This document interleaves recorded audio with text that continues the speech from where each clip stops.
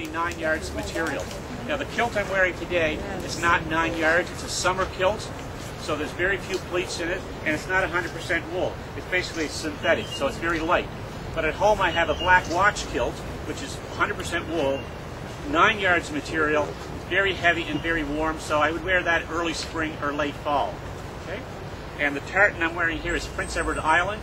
Every province in Canada would have their own tartan except Quebec. Now, gentlemen, the kilt is not a pair of trousers, so I don't wear it down around my waist. I wear it up under my rib cage. And the reason for it, when I kneel to fire my rifle, my knees are exposed. I'm not going to get caught up in all this material, lose my balance, and I'm a dead man, right?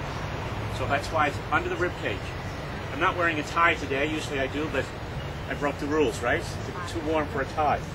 So the rule is you never wear plaid above plaid. So I'm wearing a plaid tartan, so I would wear a black tie. So what I have here is not a little fanny patch or a little purse. It's called a sporn, S-P-O-O-R-N. And 300, 400 years ago, men would have a sheep's stomach that would be tanned, wrap it around their waist with some rawhide, and in it they'd have the necessities of life. Flint for fire, some food, maybe later chewing tobacco. But this is 2010, so I have the necessities of life, right? Which are cell phone, credit card, whatever. So that's in there.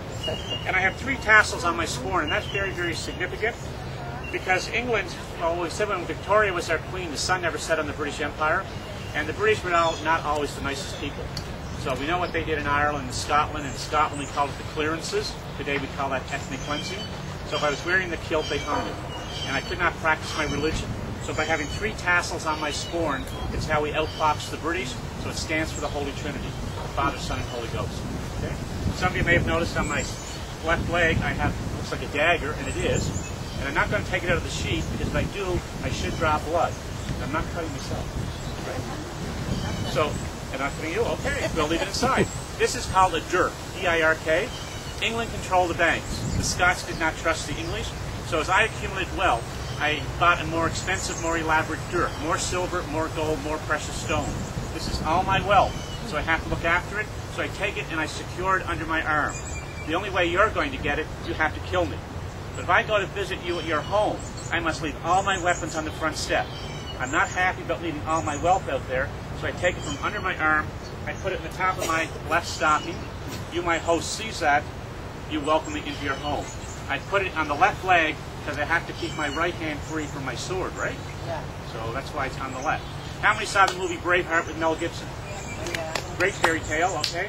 But your ladies were probably disappointed because Mel and the boys kept their kilts on throughout the entire movie, right? Yeah. And that's not the way it is. The first thing we do when we get into battle, off comes the kilt, and we fight in the nude. Yes, that's why you want to see Mel in the nude, right? So with 9 yards of material, that's a lot of material. The enemy grabs the material, I'm off balance, and I'm a dead man.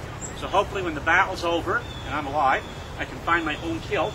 If not, there's lots of dead guys, I just take one of their kilts. So today we wear the kilt proudly.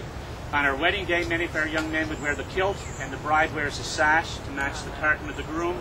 And on prom night, majority of our boys today would wear the kilt rather than the tuxedo. So it's hot today, I'm just in shirt sleeves, but in the fall at school I wear a tweed jacket, and my wife and I go out on New Year's or Robbie Burns Day or New Year's ball, whatever, then you wear the tuxedo shirt with the waistcoat. So, Robbie Burns, who was Robbie Burns? A poet, a great poet. He has Scottish 250. Pardon? A different one, yeah. The poet. And he was 250 years old last year. He was also a songwriter, wrote many songs, but the most famous one, we all know it, is Old Lang Syne. We sing it every New Year's Eve. And his birthday is on June the 25th, and January the 25th. And just across from the entrance to the park when we come in, there's a statue of Robbie Burns. So the Nova Scotia Scottish Society gather there every year on his birthday, and they have a little dram of the whiskey. Toast Robbie Burns. Don't ask me how many children he had, because I can't tell you, right?